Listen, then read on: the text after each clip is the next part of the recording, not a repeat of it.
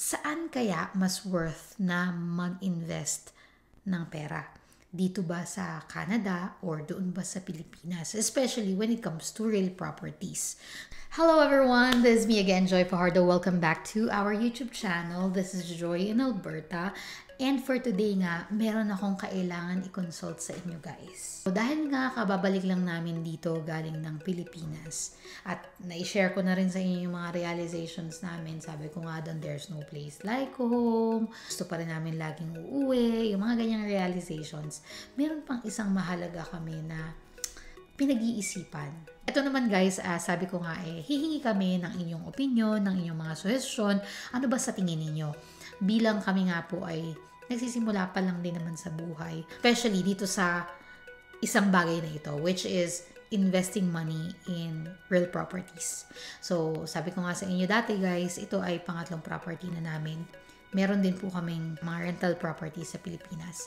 Pero, ang isa po naming pinag-iisipan ay, saan kaya mas worth na mag-invest ng pera? Dito ba sa Canada or doon ba sa Pilipinas? Especially when it comes to real properties. Ano ba ang inyong take doon sa topic na yon? So, kung matutulungan nyo po kami sa comment section, ma-appreciate po talaga namin kasi talagang nag-iisip po talaga kami kung dito ba or sa Pilipinas ba. So, ito yung mga naisip ko. And ano nyo guys, tingnan nyo kung may sense ba or hindi ba tama. Kasi, again, ito ay, ano ko lang naman, kumbaga yung sa akin ay common sense lang, sa mga books lang na nababasa ko. Pero iba kasi siya pag sa real life, diba? So, kung may experience na kayo sa real life, kahit hindi dito sa Canada, saan mo mas susulit mag-invest? Kung wari, kung nasa Australia kayo, Australia ba o Pinas? Kung nasa Japan kayo, Japan ba o Pilipinas? Singapore, Pilipinas, New Zealand, Pilipinas. So, saan nga ba masusulit? So, ito yung naisip ko, guys. Meron kaming property dito, di ba? And ang property dito sa Canada, meron kaming inutang na property dito sa Canada. Ang property dito sa Canada, pag naka-mortgage siya, pwede yan na maximum of 20 to 25 years to pay. So, ang naisip ko is, may rental property kami, it can pay itself, di ba? The problem is, paano, hindi naman siguro, parang ang hirap naman mag-assume na ang isang renter ay tatagal ng 25 years, di ba? So, it's almost impossible na mangyari na magkaroon ng renter na for 25 years. Posible, pero very rare. Assuming na nga na hindi tatagal ng 25 years ang aming renter. So, ano ang mangyayari kung aalis si renter at magkaroon ng gap? So, magiging abonado kami for we don't know how long. So, merong naglilinger sa isip mo lagi na risk na dapat mo din paghandaan. Lahat naman may risk, di ba?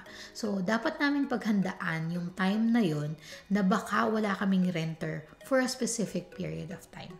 Versus, pag sa Pilipinas, kasi ang laki ng diferensya ng property dito at ng property sa Pilipinas.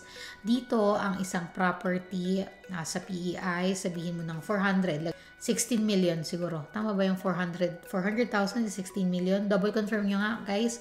400,000 times 40. Parang 16 million yata yun. 16 million pesos yung babayaran mo for 25 years dito. Sa Pilipinas, guys, makakabili ka na ng lupa for 2 million. Maliit lang yung siguro mga 300, 200 ganyan, per square meters.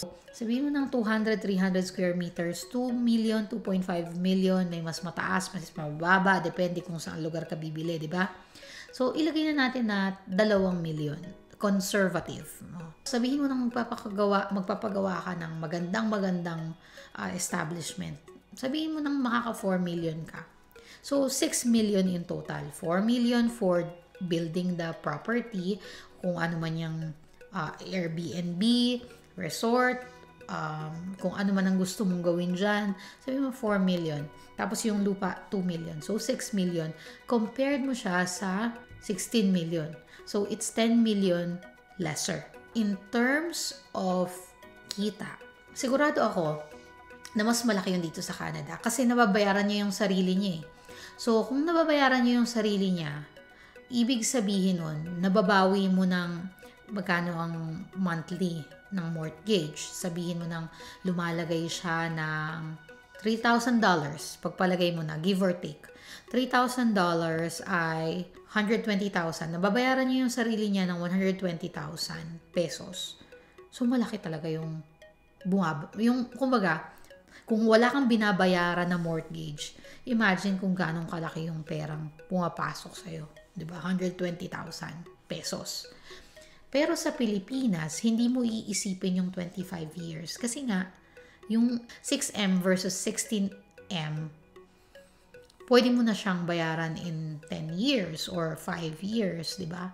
Yung kinikita ng Airbnb, for example, in a monthly basis, kahit na 50,000 lang siya, sa'yo na yun. Kasi natapos mo ng bayaran, shorter period. Dito, 25 years. Ilang taon na ako pag 25 years. Tapos nun, yung risk pa na pag walang nagrenta, paano yung mortgage? Kumpara pag sa Pilipinas, kung matatapos mo agad-agad yung bayad sa bahay, 50,000 man, yung maliit man ang makukuha mo, ay malinis na yun, nasa yun na. Wala kang iisipin na paano ako in the next 20 years or in the next 15 years. So, yun yung naisip ko. Pero pros, mas malaki nga, pero mas longer lang yung return talaga. Itong isa, mas mabilis na mag-return sa'yo kasi nga, mas maliit yung ininvest mo. In terms of tax, hindi ko pa familiar yung tax sa Philippines. Dito kasi part ng personal tax ang, unless mag-incorporate ka, other than that, i-file mo siya as part of your personal income. Once pa lang kami nag-file kasi naka 1 year pa lang naman yung bahay. Second year nitong 2024. Hindi pa kami nakapag-file ng tax for 2024. Pero nung 2023, final namin siya. Mataas din ng tax. Yun lang pala yung isa pa. Pagka naiisip ko yung mga ganyan, yung tagal, nung return of investment, naalala ko yung Mang Inasal, alam niyo yun? Diba ang Mang Inasal, in-acquire siya ng Jollibee. Tapos, hindi ko matandaan kung saan ko nabasa, saan ko narinig.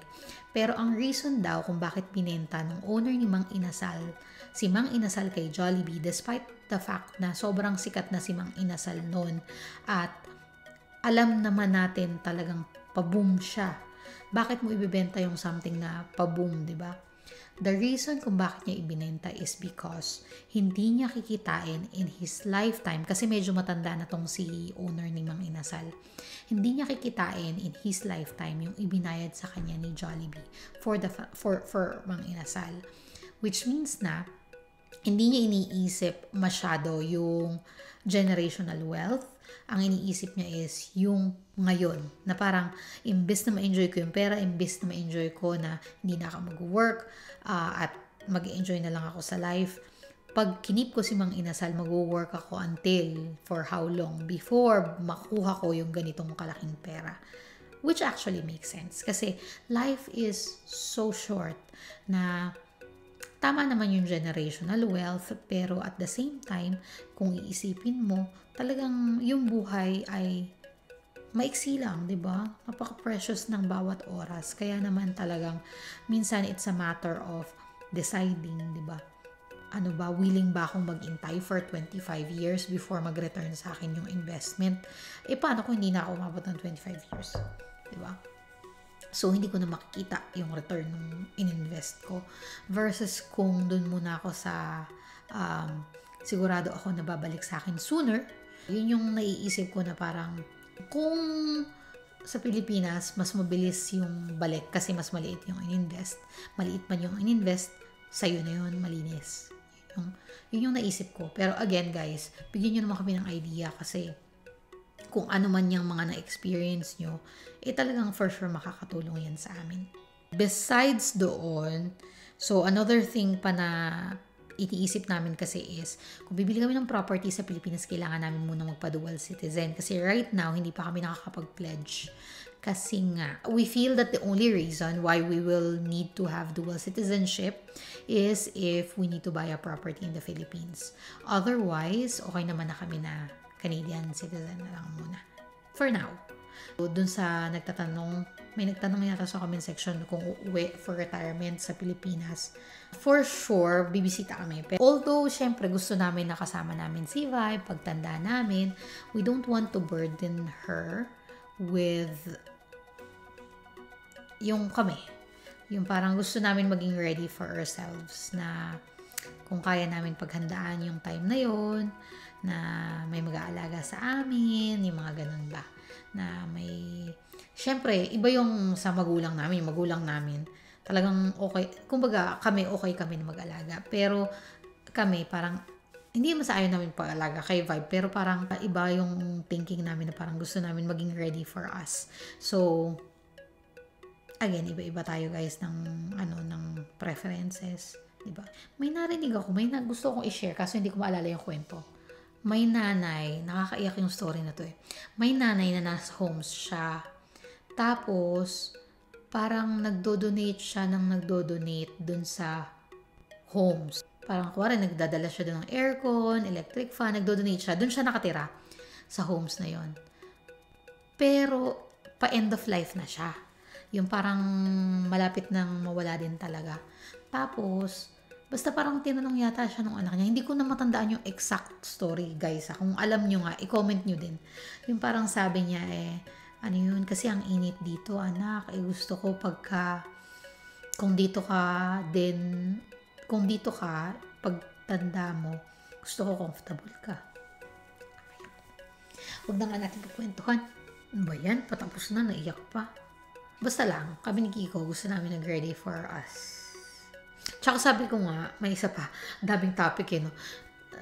Isa pang naisip ko, sabi ni Kiko, ayaw na daw niyang magsunod kay Vibe kasi nga mahihirapan daw ako.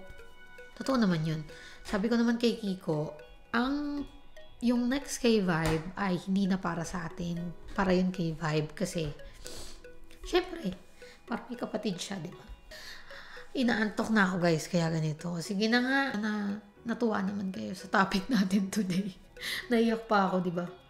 Burahin na kaya natin to yung part na to. Yun lang guys. So, yung question na uuwi ng Pilipinas for retirement, sa ngayon, hindi muna. Pero lagi namin sinasabi, we're not closing doors. Kahit kailan never kami nag-close ng door. Lagi kaming open sa possibilities. Na baka pwedeng uwi rin kami in the future, baka hindi. I don't know. Depende yan. Maraming salamat sa pagsama nyo sa amin ulit today sa masayang kwentuhan. Nakakaiyak na kwentuhan. At kung matutulungan nyo kami, kung ma-share nyo ang insights ninyo sa amin tungkol dun sa topic na pinag-uusapan natin, feel free to comment down below. Like this video, share nyo rin sa mga kaibigan nyo na makakatulong sa amin sa mga katanungan namin. Please. Thank you so much for watching and join us again as we explore Alberta! Oh, na-miss yun. Bye!